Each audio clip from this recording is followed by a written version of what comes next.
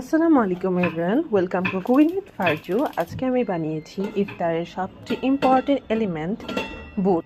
ইফতারে আমরা একটি বেসিক খাবার মুড়ি রেখে থাকি, যার জন্য বুটটা খুবই প্রয়োজনীয়। তো আমি আগে থেকে বানিয়ে রাখি রোজার আগে, বাট শেষ হওয়া যাওয়াতে আমি আজকে বানিয়ে নিচ্ছি। আই নো আমার কিচেনটা অনেক মেসি লাগছে, বাট কী করার, ইফতার টাইমে এরকম হয়েই যায় যেহেতু আমরা রাশে থাকি। তো আমি একটি প্যান নিয়ে নিয়েছি, যেটার মধ্যে তেল গরম করে অনেকগুলো পেঁয়াজ দিয়ে দিলাম। আপনারা দেখতেই পাচ্ছেন 2 মুঠ পরিমাণ পেঁয়াজ দিয়ে দিয়েছি। আমার সাথে আমার কিচেনে আমার বড় মেয়ে হেল্প করছে ইফতারি বানাতে। আমি সব বুট আগে থেকে একবারই করে রাখি, যাতে প্রতিদিন ইউজ করতে পারি। পেঁয়াজটি দেওয়ার পর আমরা দিয়ে দিব লবণ সামান্য পরিমাণ, বা আপনারা আপনাদের স্বাদ পরিমাণ দিতে পারেন। কিছুক্ষণ পর আমরা দিয়ে দিব পাঁচফোড়ন। এখানে আমাদের পেঁয়াজটা ব্রাউন হয়ে এসেছে, দেখতেই পাচ্ছেন। আমরা পাঁচফোড়ন দিয়ে দিয়েছি এবং 2টি শুকনো মরিচ কেচি দিয়ে কেটে দিয়ে দিব। খুব তাড়াহুড়োর মধ্যে ইফতারের আর 1 ঘন্টা বাকি ছিল, তার মধ্যে আমি এগুলো বানাচ্ছি। এখন আমি অল্প পরিমাণ এখানে আদা বাটা দিয়ে দিব।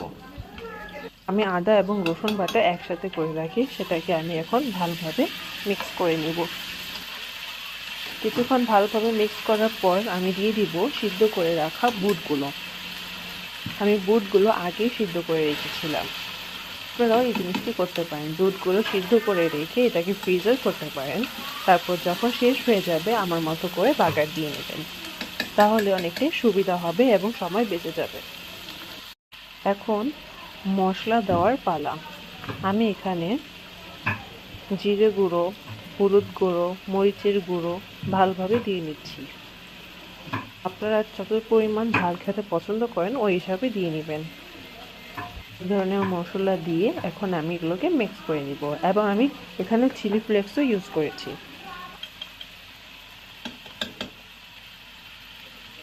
সব ধরনের মশলা দেওয়া শেষ। এখন আমরা এগুলোকে ভালোভাবে মিক্স করব, যাতে এগুলো ভালোভাবে মশলাগুলো সব কিছুর সাথে মিক্স হয়ে একটি ভালো স্বাদ আসে। মিক্স করার পর আমরা শেষে দিয়ে দিব কাঁচামরিচ কাটা। আমি এখানে সামান্য পরিমাণ কাঁচামরিচ ইউজ করেছি, আপনারা আপনাদের স্বাদ মতো কাঁচামরিচ ইউজ করতে পারেন। আমাদের বাসায় বাচ্চা বড় সবাই খায়, তাই এই পরিমাণে কাঁচামরিচ ইউজ করেছি। এবং সর্বশেষে দিয়ে দিব ধনিয়া পাতা এবং পুদিনা পাতাও দিয়েছি আমি। এটা আপনারা দিতেও পারেন, নাও দিতে পারেন।